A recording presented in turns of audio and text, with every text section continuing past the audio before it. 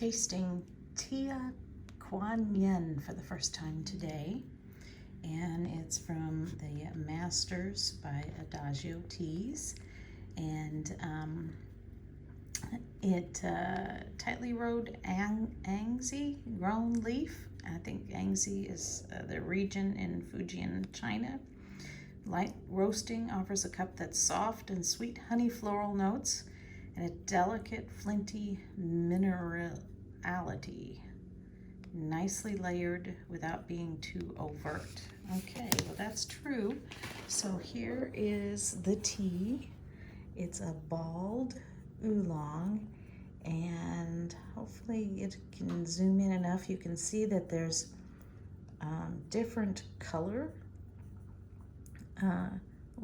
in each ball, and that they are kind of, let me pull one out, like this one twisted in, they aren't complete balls, they're kind of twisted in different shapes. Each one's unique. Like, look at this one here, see? That one's unique, so they're kind of fun to study. And there's one of the wet leaves. I like looking at the wet leaves. This is after the second steep, and you can see it's a nice full leaf. I always like seeing that in my teas. It's just a personal preference. It doesn't make a tea bad or good, but I like it. There's some ridges on the, I don't know if I can get that again. See the leaf edge has some ridges on it.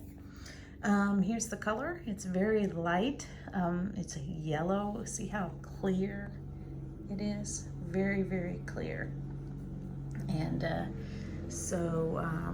there it is in my Gaiwan.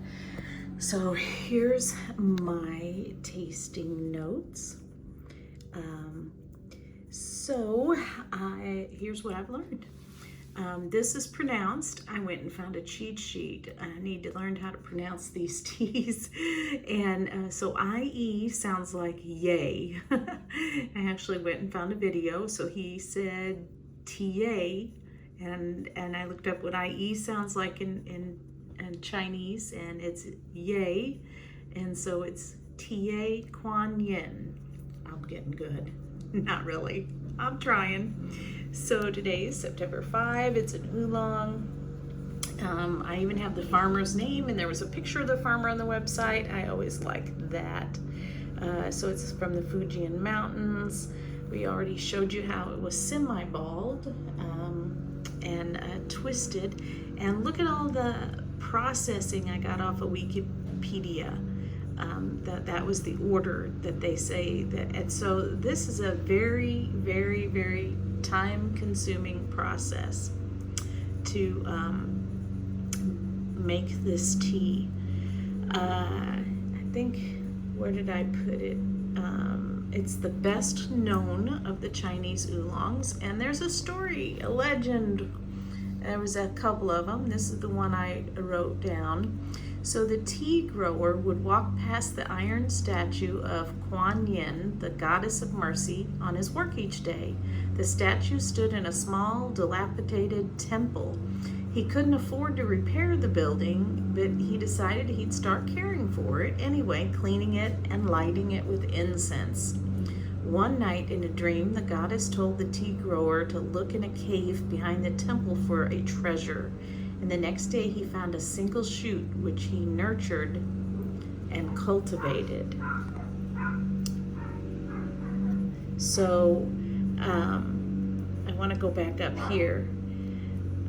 This is also known as, is spelt this way, and this tea is also known as the Iron Goddess of Mercy tea. So now you know why, because of that story. So I was surprised at how light the tea was for the dark balls. It's such a clear, pale yellow, and you see where that is on the spectrum.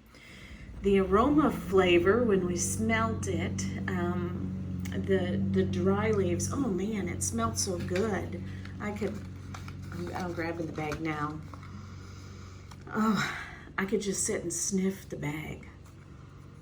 It smells so yummy. But we finally decided it does smell nutty and maybe a sweet honey.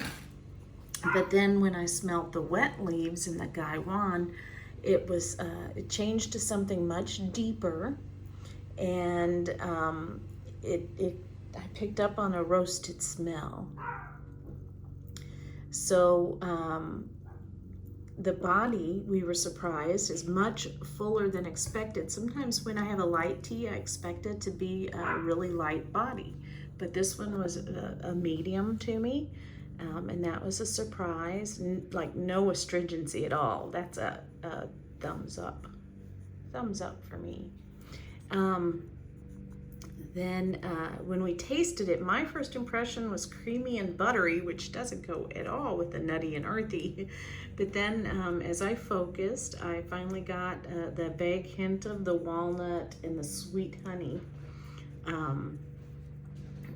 Don't really get the roasted, unless that's the roasted walnuts. I don't know. And the finish, there's almost like no finish. It's just like air.